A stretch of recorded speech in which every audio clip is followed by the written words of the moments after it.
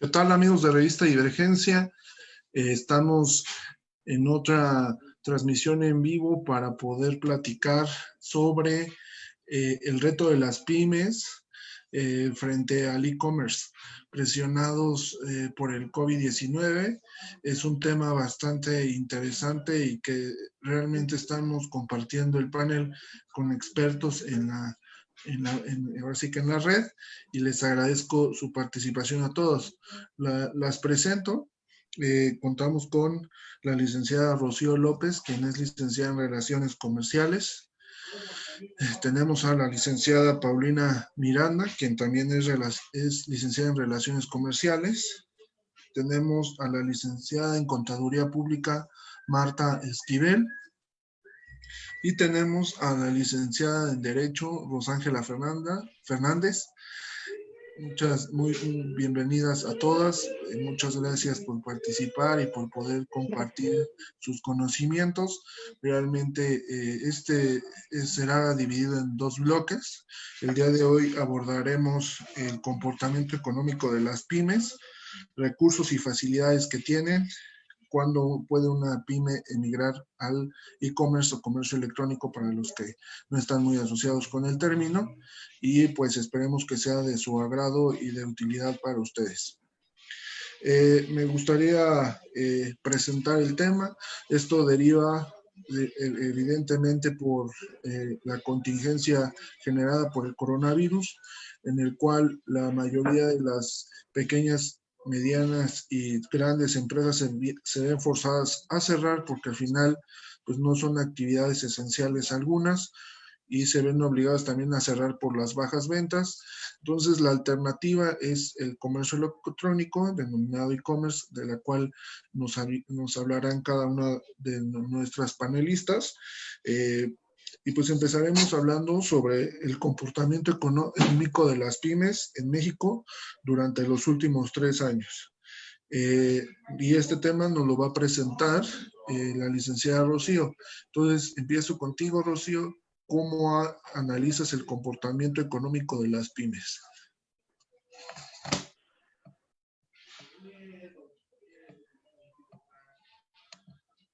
Hola, buenas noches a todos.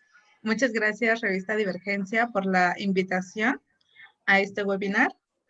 Y bien, respondiendo a tu pregunta, hay una herramienta que nos facilita mucho las estadísticas en términos económicos para las pymes.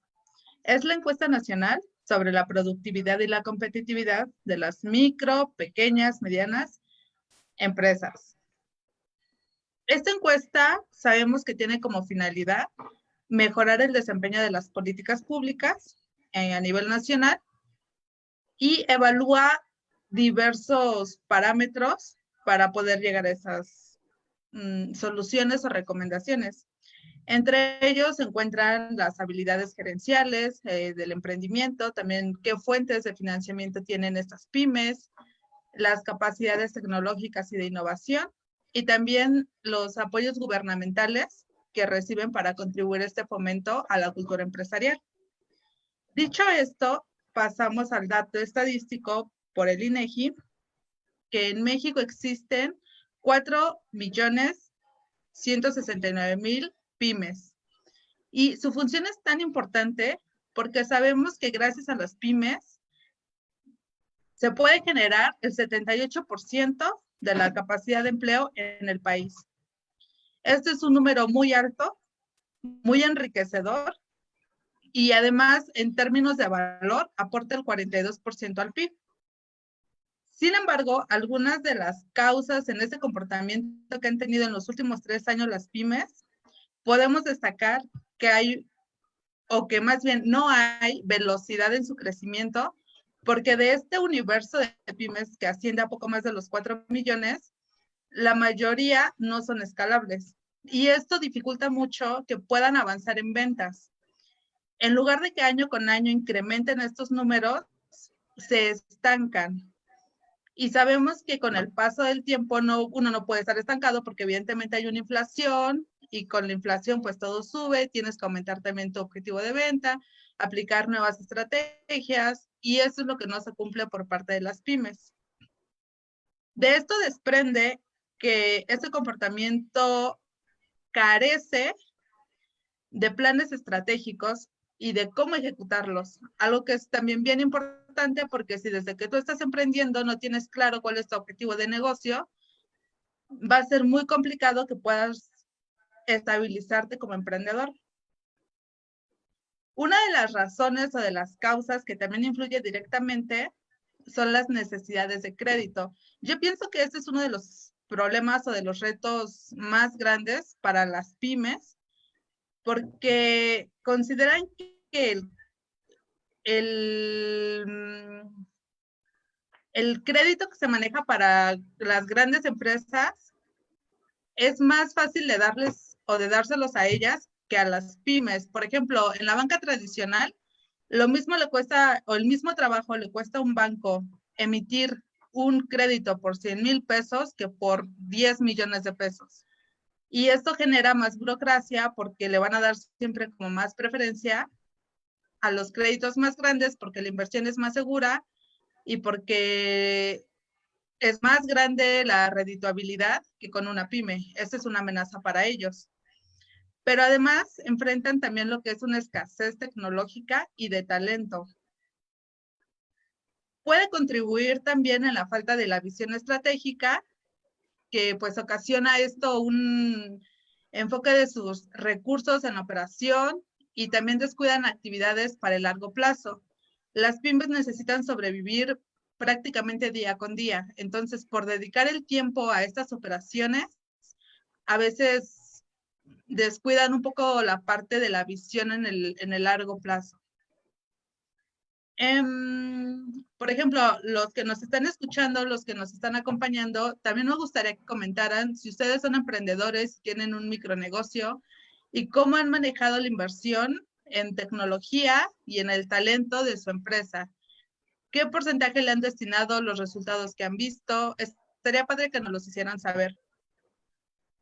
Ahora bien, pasando un poco de ese comportamiento económico, retomando la parte tecnológica, recordemos que la digitalización en las pymes es un contexto muy amplio, porque no solamente abarca el tema de que tengas un plan de marketing para redes sociales, o en este caso que hagas un e-commerce, también estamos hablando, por ejemplo, del sistema financiero, cómo han migrado en esas transacciones digitales.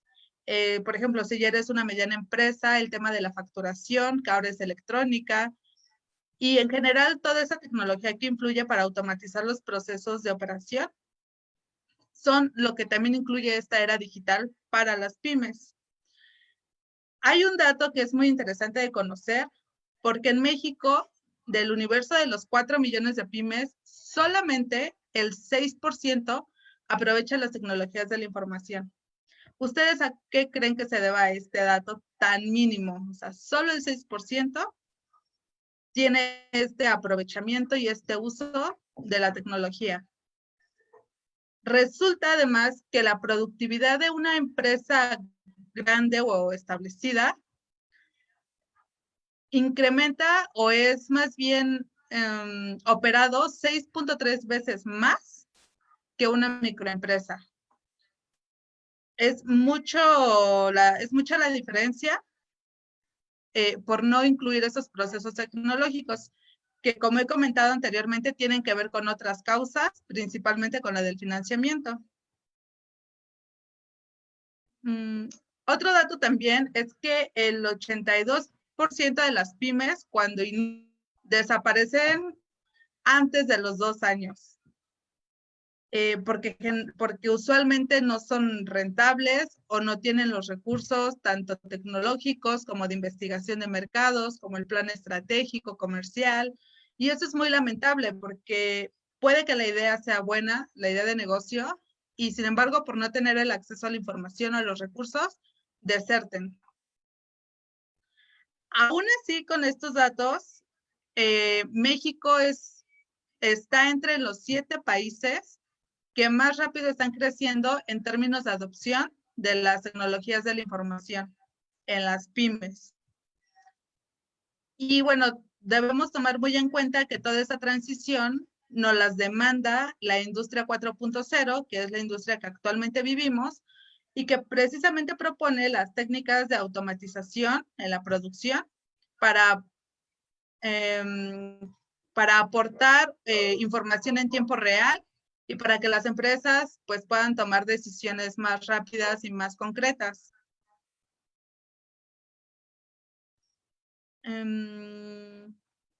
Y bueno, en ese tema hasta el momento sería mi participación, Daniel. Muy bien, muy interesante todo el panorama que nos amplías. ¿Alguien quiere agregar algo al respecto de la situación económica de las pymes en México durante los últimos 3 años? Pau, ¿alguna perspectiva que quieras decirnos?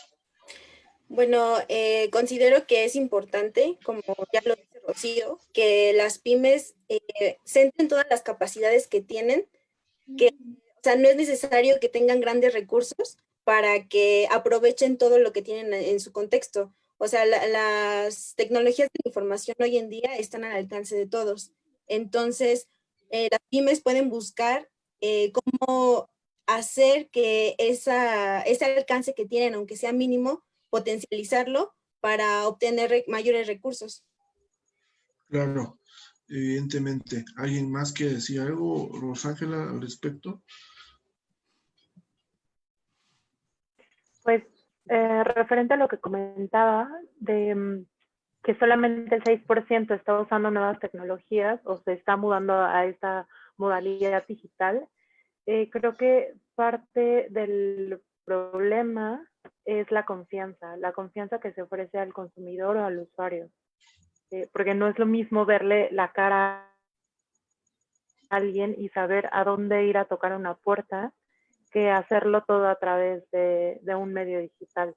Entonces creo que habría que elevar los mecanismos de seguridad digitales para poder hacer que los consumidores se acerquen y confíen en el e-commerce. Efectivamente, será un tema que abordaremos más adelante. Bien, pues a mí me gustaría hacerte la pregunta, Paulina, ¿de dónde obtienen recursos las pymes? ¿Qué organismos las apoyan y si realmente se tiene un apoyo? Claro, Daniel. Bueno, primero, buenas noches. No los saludé antes.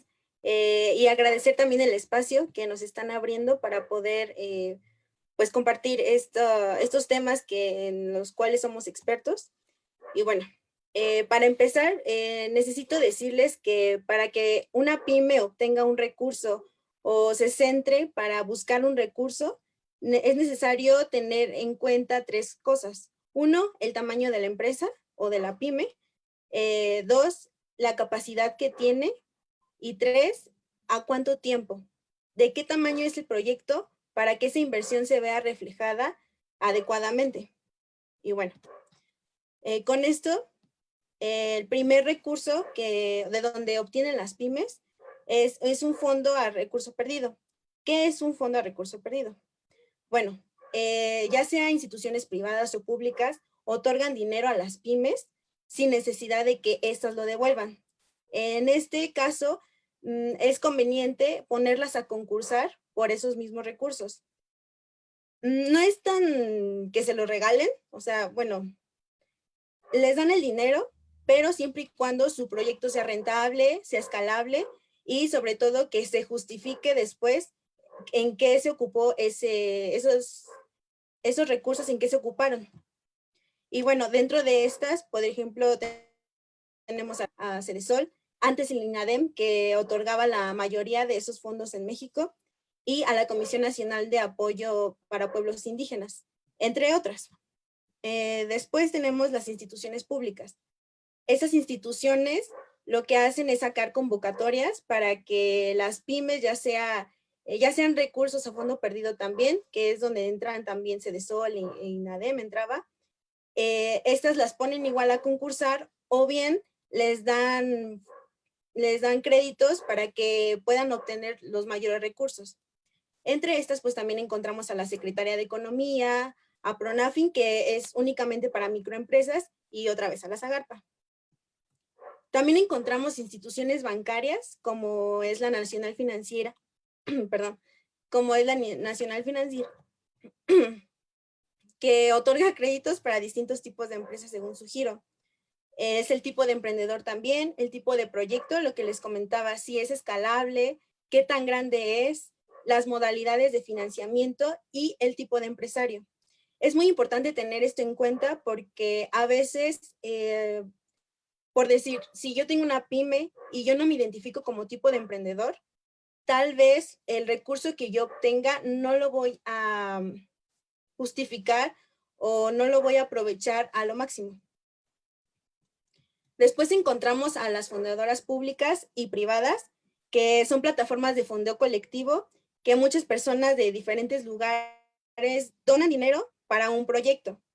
Estas personas pueden ver los proyectos, su alcance, cómo va escalando, y si les gusta, ellos donan dinero, pero este dinero que se recauda solamente lo recibe el empresario si se llega a la meta. Es decir, si la meta es de 50,000 y solo se recaudó 40,000, entonces ese dinero se devuelve a las personas que lo donaron, pero pues el empresario ya no tiene nada. Dentro de las más famosas en México tenemos a Fondeadora, Goteo, IDAAME, a Karma Shop y a Vaquita Capital. También tenemos asociaciones civiles que también son una fuente de ingresos grande para las microempresas. Por ejemplo, tenemos a Shoca México y Reforestemos México, que por ejemplo centran sus esfuerzos o sus convocatorias a empresas con calidad humana, que tienen proyectos ecológicos, sustentables, sostenibles y que se preocupan por la sociedad. Después encontramos también programas privados, que estas convocatorias salen, pero son concursos, son más concursos, y quienes las emiten son por lo regular empresas privadas. Es decir, Lala saca una convocatoria y dice que se van a desarrollar durante un tiempo determinado ciertas ideas de negocio. Ellos van a capacitar, ellos van a hacer mentorías a esos grupos de pymes, y al final se presentan las ideas en un evento, y al final el que gana pues se lleva todo ese recurso. Después encontramos a las incubadoras, que pues son una fuente de ingresos bastante grande también en México, ya que, y no nada más de ingresos, creo que también de conocimiento, porque se encargan de enriquecer los proyectos, y ya cuando ya están caminando, entonces ahora sí inyectan capital para que salgan a la luz. Dentro de estas tenemos a las más importantes y a la pionera, el CIEBET, o el CIBT del IPN. El Tecnológico de Monterrey también tiene una incubadora. También contamos con incubadoras y parques tecnológicos de la UNAM, que los parques tecnológicos lo que se encargan, además de inyectar presupuesto, también inyectan conocimiento, y esos también le dan conocimiento tecnológico, capacidad tecnológica a ciertos proyectos. Encontramos también a los inversionistas, que pueden ser todos estos tipos de recursos pueden estar fusionados. Por ejemplo, puede ser un concurso combinado con fondeadora e inversionistas. No sé, a lo mejor un ejemplo podría ser Shark Tank, que los inversionistas están, pero al mismo tiempo las pymes y los mismos empresarios inversionistas están compitiendo para ver qué tipo o qué proyecto es el más adecuado para que la inversión se plasme ahí. Y por último lugar, tenemos a los familiares. Familiares que pues a lo mejor tienen dinero y que, no sé, mi primo está en una empresa, pero yo tengo el capital suficiente como para decir, ok, me gusta tu proyecto, creo en él, y entonces decido invertir. Y bueno, ¿qué piden? ¿Qué piden todos estas instituciones, estas modalidades? Bueno, primero, que una idea valiosa, que tenga potencial, que pueda crecer, que sea escalable, y a partir de ahí que desarrollen planes de negocio, tal vez un caso de negocio que es un poco más breve, el desarrollo de un prototipo, una idea de negocio vendedora nada más, a lo mejor una presentación que digan, tengo una idea, todavía no quiero desarrollarla o no sé cómo desarrollarla, pero con los conocimientos que tengo voy a hacer lo posible para venderla. Y bueno, en algunas, por ejemplo, como las Nacional Financiera, por ejemplo, te piden años productivos. Dependiendo del tipo de recurso que quieras obtener o que quiera obtener la empresa, ahí lo que te pide son los años productivos. Esto, por ejemplo, cuando se trata del tipo de proyecto o qué tan grande es el proyecto ahora, qué tan escalable va a ser, y por eso es importante que se tenga un plan de negocio que sea vigente. Y por ahora sería toda mi participación. Muchas gracias, Pau. Definitivamente, pues muy enriquecedor. Espero que sea de utilidad para todos los que tienen una microempresa, un negocio, y que pueda ser de utilidad para ellos. Definitivamente tenemos que partir de la idea de que están siendo vulnerables y que al final pues se necesita apoyo. Y para eso es esta transmisión, para que tengan un panorama de cómo actuar y de qué hacer, y de que entendamos el comercio electrónico como esa proyección a futuro para cualquier empresa. Alguien que ya no esté en el e-commerce no va a existir. Entonces eso también lo tenemos que tener muy en claro, y creo que el panorama que dijiste es muy bueno, igual de atinado que lo comentaba Rocío, que derivado de la situación económica abre el panorama. ¿Alguien quiere comentar algo de esta parte de los recursos de las pymes? Marta, ¿quisieras decir algún comentario previo?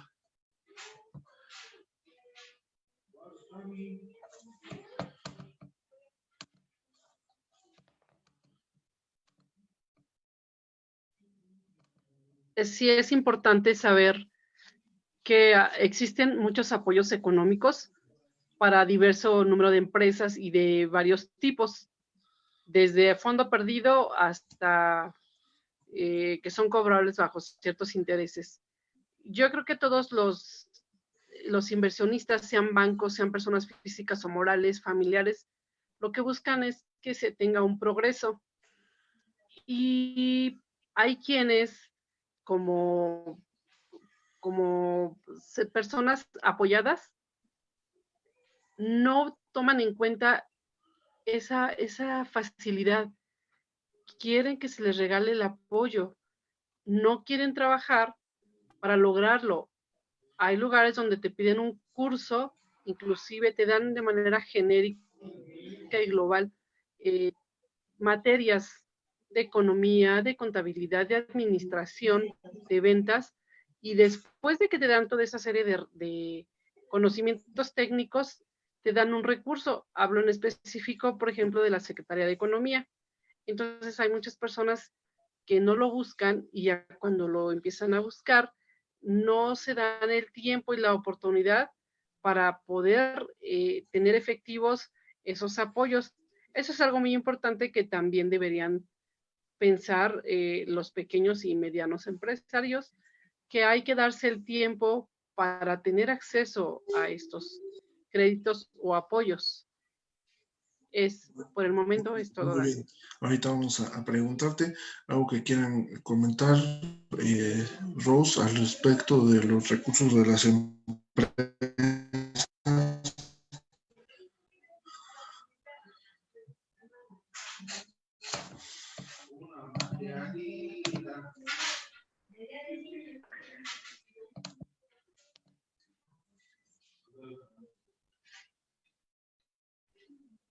Ya estoy, ¿verdad?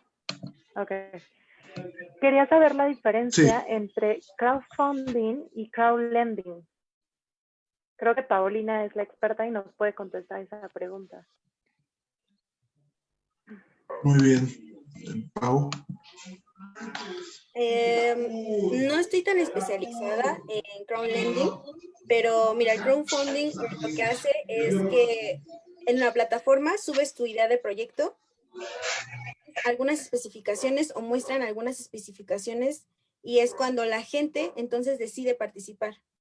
El crowdfunding es totalmente anónimo y tengo entendido que el crowdlending es ya algo más personal, que ya es cuando conoces a más rasgos la empresa o el proyecto y entonces estas personas que deciden donar son las que, bueno, o sea, ya no hay tanto anonimato. Si me permites, puedo especializarme más en esta parte y mañana puedo resolver mejor la duda. Perfecto, muchas gracias.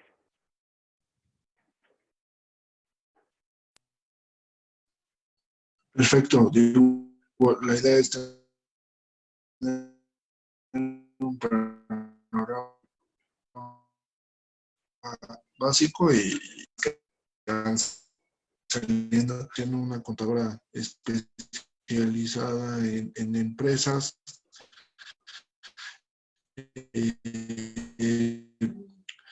El tema es las facilidades fiscales que tienen las pymes, si es que las hay y cuáles son y cómo se ejecutarían. Nuevamente, gracias por la oportunidad. A Divergencia. Antes que otra cosa, yo les quiero decir algo a todas las personas que nos están viendo, escuchando. Hay algo muy importante en México.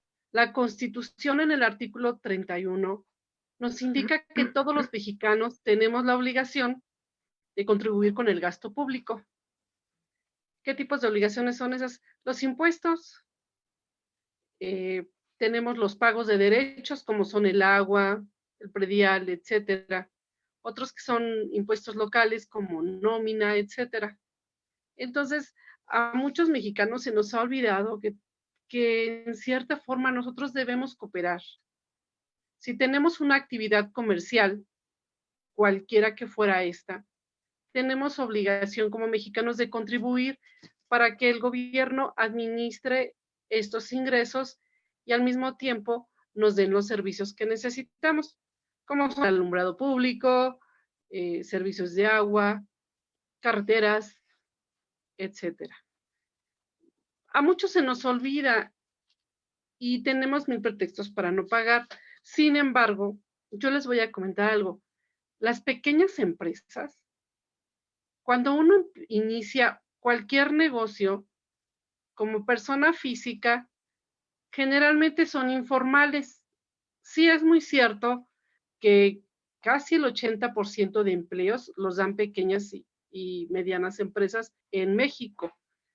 Tenemos una enorme población que se está, es la fortaleza de la mano de trabajo aquí en México. Entonces, ¿qué sucede cuando muchas de esas empresas, los dueños no tienen preparación? De manera lírica, abren cualquier negocio, les llamó la atención hacer llantas, buscan la maquinaria, invierten su capital, reúnen capital de donde quiera que fuese, compran la maquinaria y no saben administrarse, no saben toda esta parte administrativa que es muy necesaria en un negocio, inclusive en una casa. Todos necesitamos cierta administración. ¿Para qué? Para saber cuánto compramos, qué nos deben, qué no nos deben. Eso se nos olvida.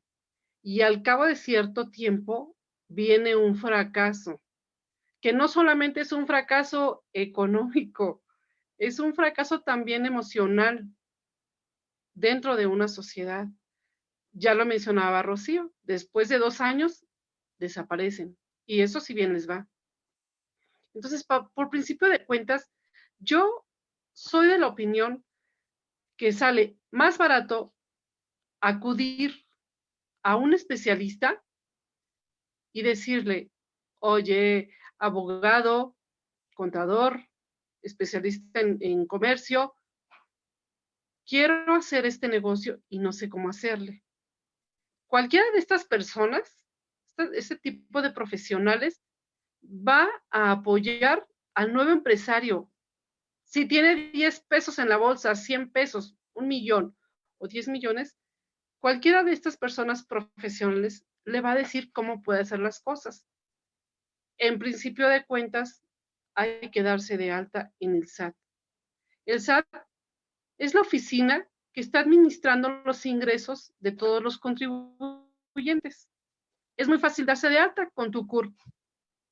Posteriormente, sacas tu contraseña y puedes decirle al gobierno a qué te vas a dedicar, si en un futuro piensas tener trabajadores o no.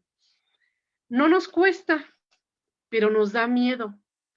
Cualquier mexicano escucha SAT y es terror. No debemos tener miedo al SAT. Yo quiero que sepan que el gobierno es generoso, los impuestos son generosos, solo que no lo sabemos manejar. Las personas físicas con una actividad comercial no lo saben manejar y hay una razón del por qué. Rocío nos estaba mencionando acerca de lo que es la tecnología. ¿Qué implica la tecnología en este paso? Dar una factura. Cuando nosotros, que somos comerciantes, damos una factura, la podemos hacer con una herramienta tecnológica. No necesitamos grandes herramientas ni ingeniería para poderlo hacer. Hay inclusive, YouTube tiene distintos cursos para hacer una factura para cualquier persona física, moral, empresarial. Hay calculadoras electrónicas dentro de Internet que nos calculan rápido los IVAs y cualquier tipo de impuesto que tengan que manejar. No, una vez que aprendemos nosotros o alguien nos dice cómo hacerlo, se nos va a facilitar. ¿Qué sucede entonces? Que cuando nosotros hagamos compras, vamos a citar una factura electrónica y entonces vamos a tener cómo justificarle a nuestro gobierno en qué me gasté mi dinero. Porque perdemos nosotros esos gastos, no facturamos y entonces el SAT presume que es dinero que nosotros ganamos y no es así. Es una de las principales malas prácticas que tenemos los mexicanos y que por eso tendemos a pagar más impuestos. El no pedir nuestro comprobante digital. Por cualquier compra que hagamos, si vamos a las tiendas Oxxo por 10 pesos de chicles, podemos tener nuestra factura y decirle al SAT, mira, compré chicles y pagué mi impuesto. Todo esto es deducible, solo que no tenemos la cultura y tenemos el miedo para enfrentar ello. Otra cosa muy importante es los apoyos que nos da cualquier empresa, persona física, como cualquier tipo de apoyo que requieramos, nos van a pedir que seamos formales. El hecho de que se tenga que presentar declaraciones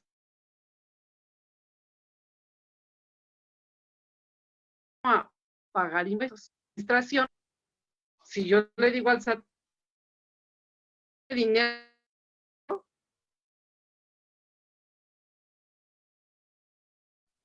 entonces no tengo ganancias, no te pago.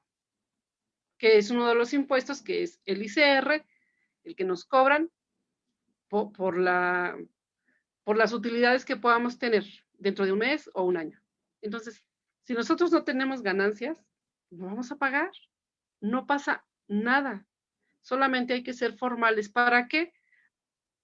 En muchas ocasiones de la migración que se está hablando hoy en este webinar, hay un problema muy importante.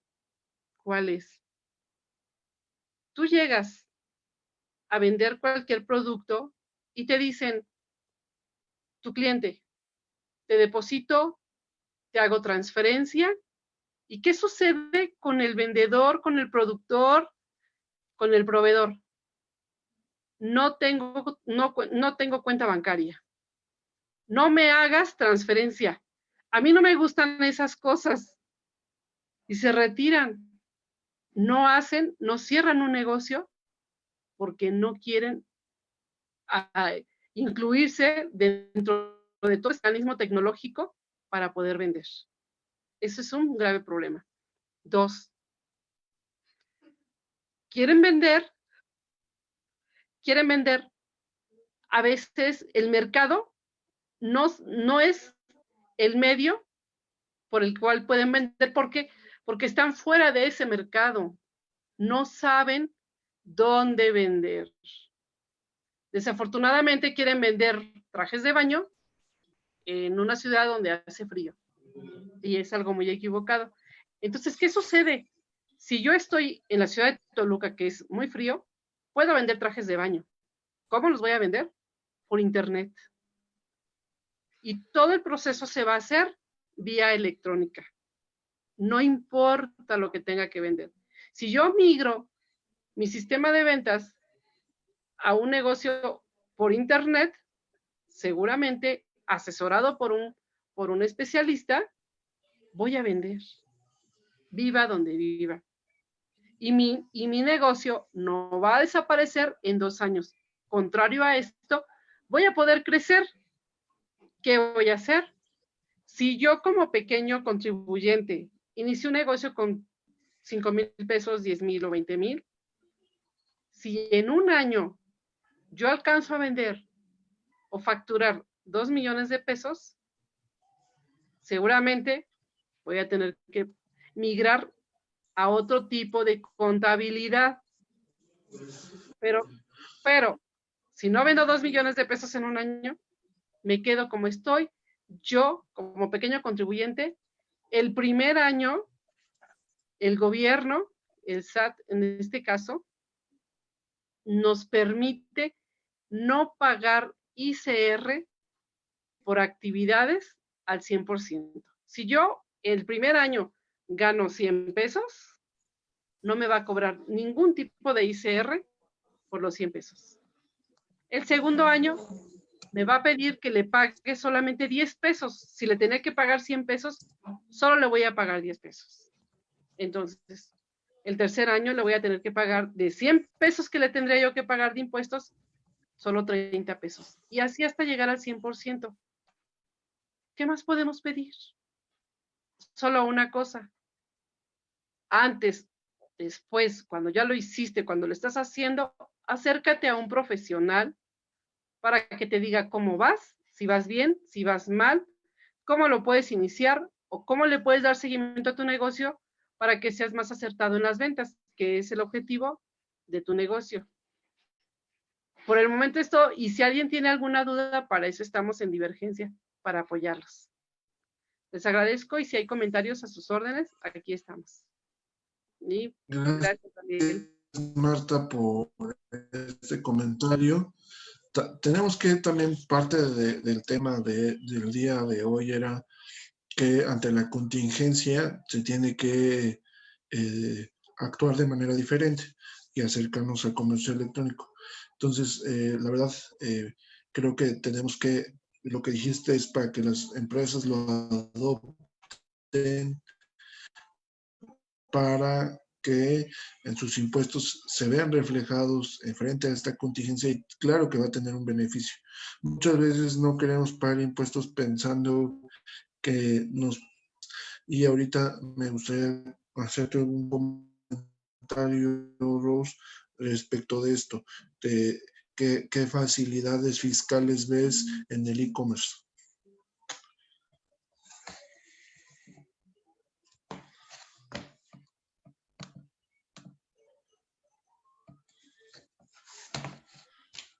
¿Es para mí la pregunta? No, para Rosángela, ¿qué facilidades ves en el e-commerce, en la facturación de este tema? Sí, sobre lo que les comentaba hace un rato, que creo que habría que escalar los mecanismos de confianza para que de esta manera los clientes se acercaran en un universo digital. Entonces creo que el ofrecer factura es uno de estos mecanismos porque dejas una huella fiscal. Entonces no es lo mismo contratar con alguien que no tengo ni idea de quién es a tener una factura emitida. Entonces tengo, digamos, alguna prueba, algún rastro de que esa persona existe, sea física o sea moral. Y entonces creo que si eras una pyme que no aceptaba, perdón, que aceptaba pagos y no declaraba impuestos, creo que es una buena oportunidad para darte de alta en el SAT, comenzar a pagar impuestos, generar facturas y por lo tanto generar confianza en tus clientes. Muy bien. Muchas gracias por tu comentario, Rose. Y pues la verdad es que este tema es muy interesante. Deben surgir muchas dudas y si usted que nos está viendo tiene alguna duda o comentario respecto al comercio electrónico, cómo ingresar a él, hagan las preguntas, dudas que tienen, estamos tratando de explicarlo técnicamente. Entonces, si tienen dudas respecto a esto, háganoslo saber. Bien, pues a mí me gustaría hablar sobre la situación económica de las pymes.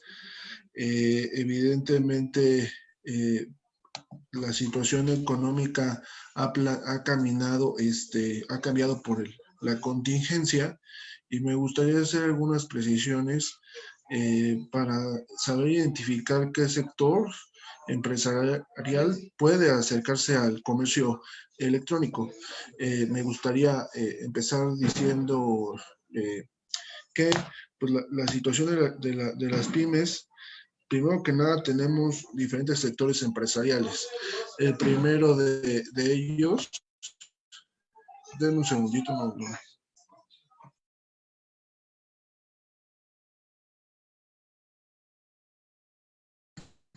Discúlpenme, es que se metió el sonido. Entonces, lo que quería comentarles es que tenemos que primero identificar el sector que está siendo parte de este problema. Tenemos que el sector turístico es el más afectado. Entonces, aquí las alternativas tendríamos que ver cómo el comercio electrónico puede entrar al turismo. Esa pregunta yo se las dejo. El sector de construcción, evidentemente, los servicios profesionales como el jurídico, que ahorita están detenidos para los abogados profesionales, está totalmente detenido los juzgados, e inclusive las instituciones de derechos de autor, el INPI, o sea, diferente la Junta de Conciliación y Arbitraje, los juzgados familiares. Entonces, ¿cómo poder emigrar al comercio electrónico frente a si uno estudia esto o tiene este tipo de negocios? Serían las grandes preguntas. Evidentemente, ahorita el sector hospitalario es el más beneficiado y evidentemente ellos no están preocupados ahorita por emigrar a este comercio. Entonces, yo lo que me gustaría también hacer señalamiento, por ejemplo, las industrias manufactureras, el sector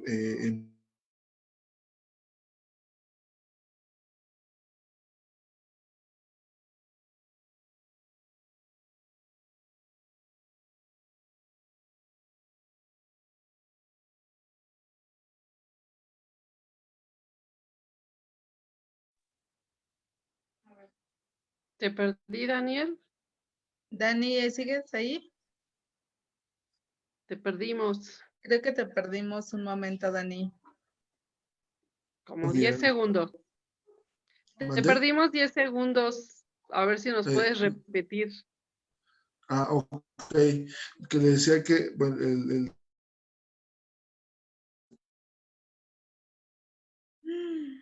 Te perdimos otra vez, Dani. Sí, no lo escucho.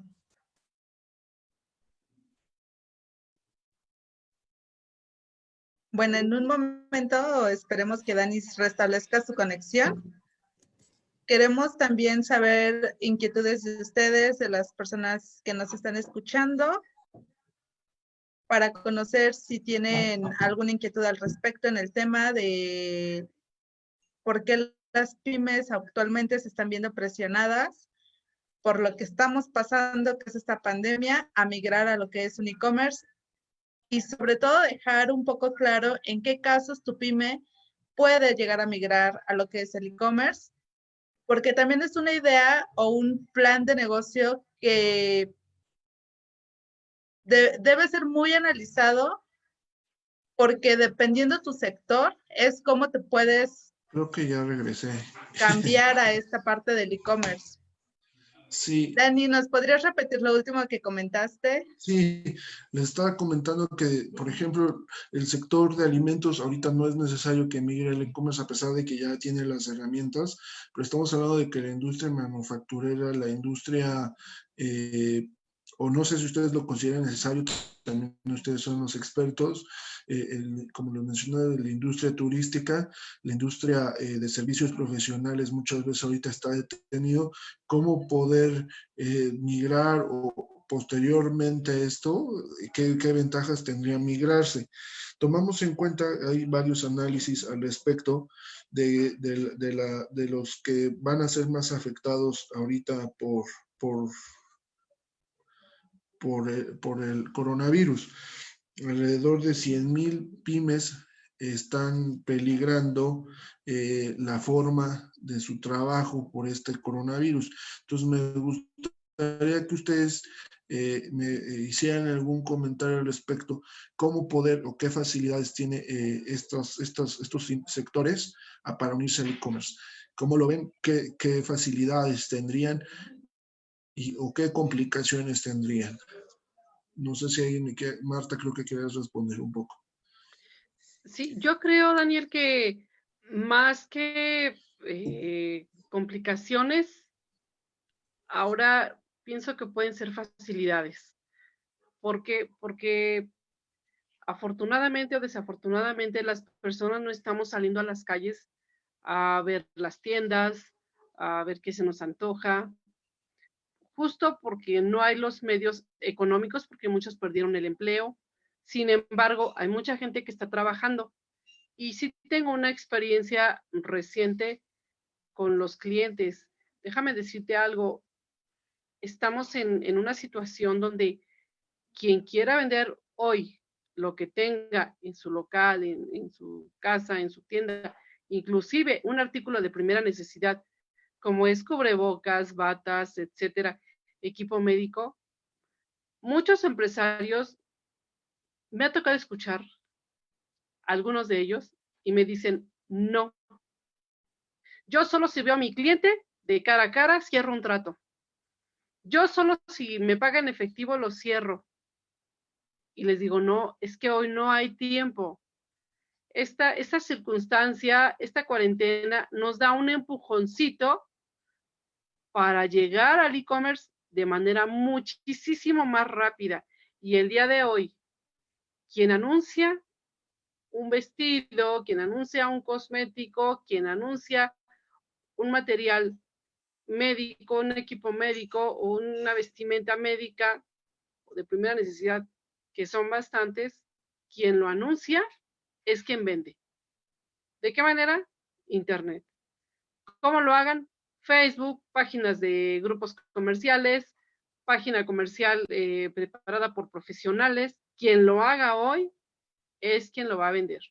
Y entonces vamos a tener que migrar los que no quieran, porque aunque no les guste, no van a vender así, van a potencializar más sus ventas si hacen llegar a su público el producto que ellos tienen como manufactureros, como fabricantes, como lo que sea, solo así y así lo van a hacer llegar a sus clientes de manera potencial, una vez que esta ruta que tenemos económica, que ahorita va en bajada, va a subir en cuanto empiece toda la labor comercial, la labor de todos los trabajadores, el movimiento de personas, en cuanto inicie, esto empieza a florecer.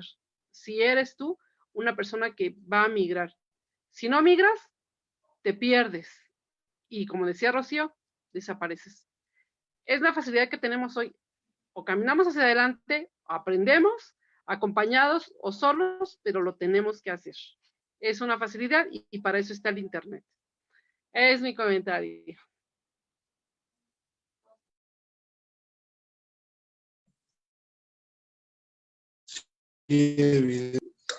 Un dato interesante, creo que es muy sobresaliente, es que 3 de cada 10 pymes en México recurren a la venta en línea.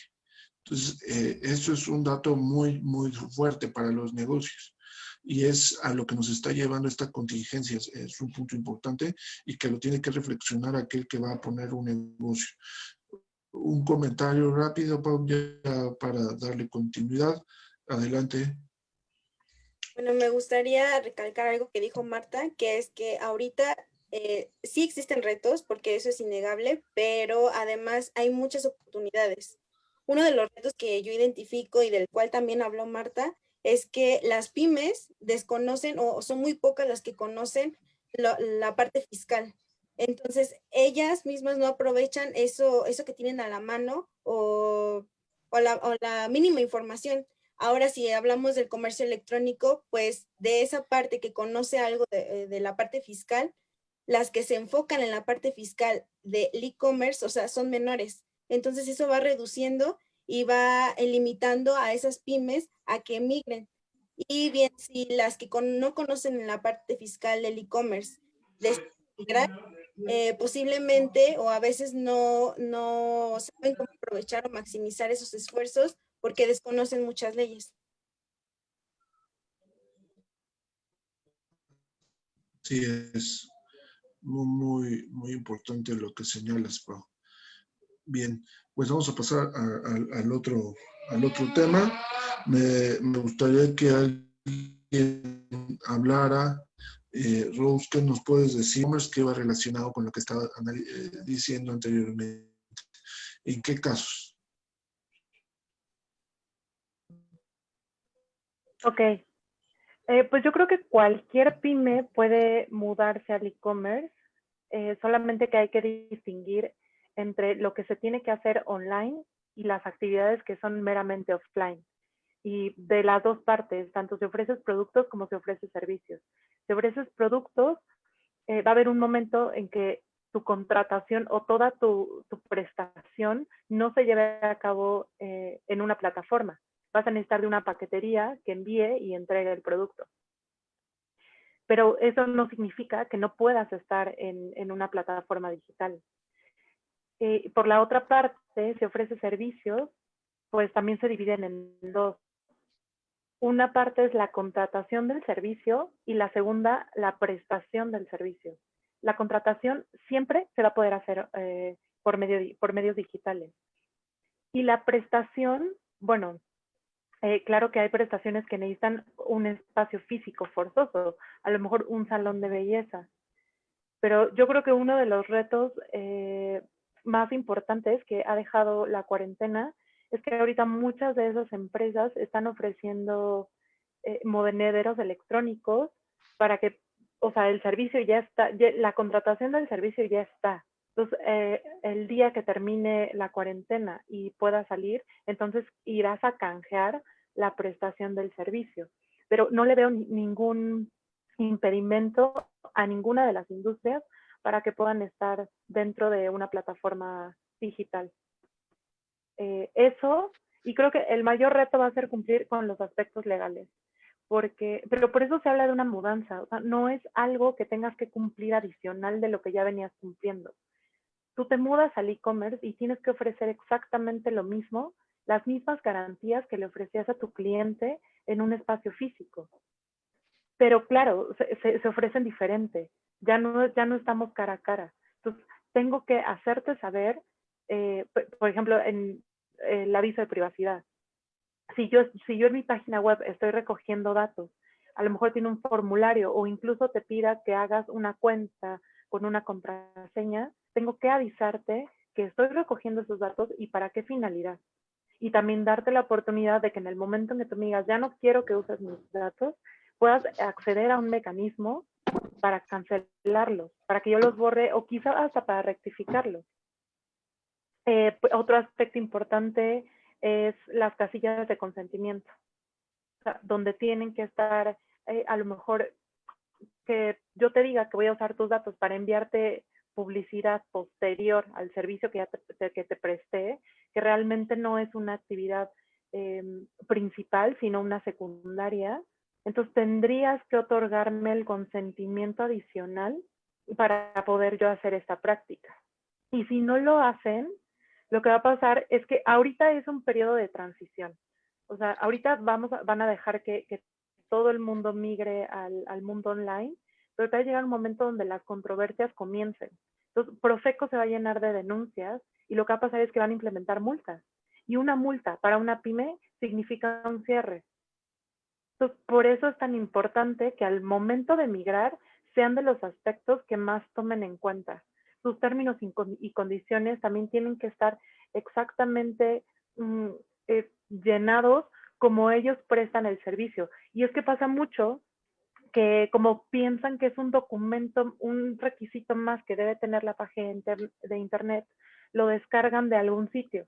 Y a lo mejor el sitio donde lo descargaron o de la compilación que hicieron, ni siquiera es mexicana, no es legislación mexicana, es legislación de otros países. Entonces están haciendo una mezcla de legislaciones que no tiene sentido y que además, si no está adecuada a los productos o servicios que prestan, no te va a servir. O sea, quizá te compre la persona que ya conoces, pero si te quieres hacer visible y llegar a más lugares, difícilmente alguien que vea que no está concordando lo que prestas con lo que dices, te va a comprar. Y menos si te vas a... Porque, bueno, ahora este año se va a implementar un sello digital que va a emitir la Profeco para quien cumpla con los aspectos legales que debe tener una página web y vas a poder obtener la certificación.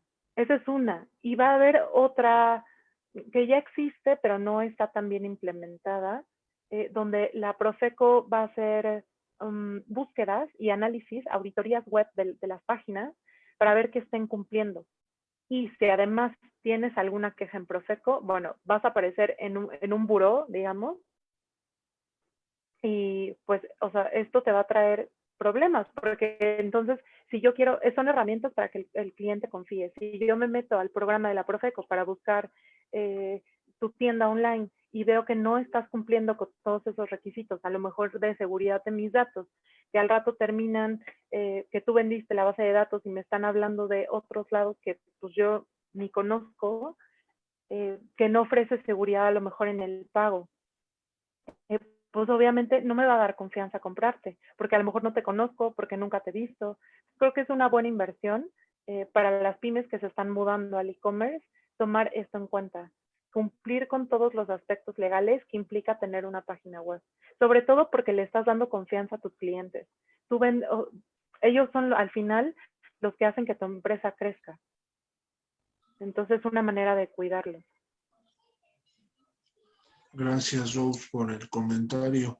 Evidentemente es muy complicado el tema y pues hay que actuar en consecuencia. Algo que es importante para los que nos están viendo, abran una página. Si tienen un negocio, abran una página web. Y esa página web, sí, explótenla. Entonces, es parte del acercamiento al comercio electrónico, ustedes mismos lo han mencionado. Entonces, pues sí, vamos a leer algunos comentarios que ya están terminando esta transmisión. Leo rápidamente los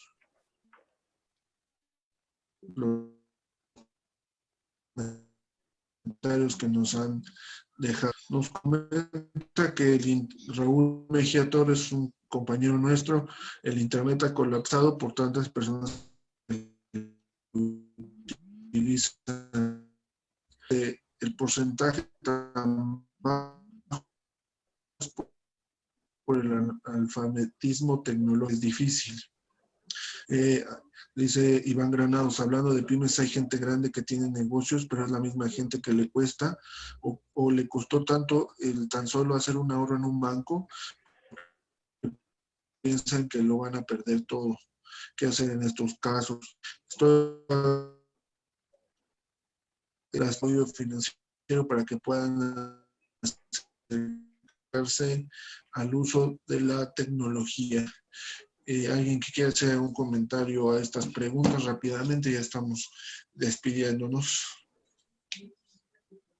Yo le podría Adelante, comentar Rocío. que sí inviertan en capacitación porque es un porcentaje muy reducido, apenas el 15% de las pymes que sí invierten en la parte de capacitación, tiene que ver con introducir la tecnología o que tiene que ver con un apoyo financiero o, como lo comentaron, con una asesoría contable, fiscal.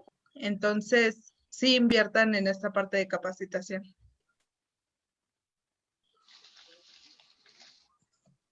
Muy bien, evidentemente es inversión que es necesaria y que vale la pena. Si alguien tiene dudas o conoce a alguien que esté interesado en integrarse al comercio electrónico, pero no sabe cómo, puede buscarnos, escribirnos y con gusto de apoyarles. Te estamos perdiendo, Dani. ¿Tiene Escuchamos bien la última parte. algún comentario final que quieras hacer, Pau? Bueno, pues decirles que además de todo lo que ya mencionaron mis compañeras, decir que una parte fundamental y que debe ser estratégica es la planeación.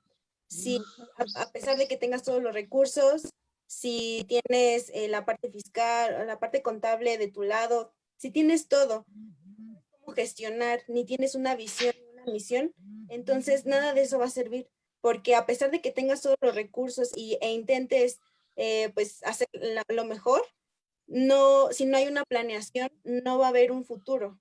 Entonces vas a estar viviendo al día y vas a estar consumiendo todos los recursos al día, sin embargo no hay metas y no hay planificación. Exactamente.